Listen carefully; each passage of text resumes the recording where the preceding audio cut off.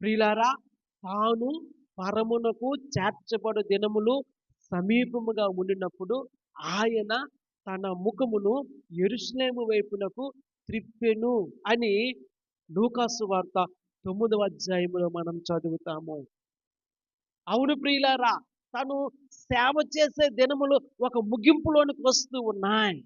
యేసుక్రీస్తు ప్రభువారు ఈ భూమి మీద నివసించినంత కాలము ఆయన సేవ చేసి, పరిచర్య చేసి, ఆయన పరమునకు కొనపోబడే దినాలు లేదా సిలువ మరణానికి అప్పగింపబడిన దినాలు సమీపిస్తూ ఉంటుండగా యెరూషలేములోనికి వెళ్ళటానికి తన ముఖమును సిద్ధపరుచుకున్నట్లుగా దేవుని వాక్యములో మనము చూస్తూ ఉన్నాము. దేవుని నామానికి మహిమ కలుగును గాక.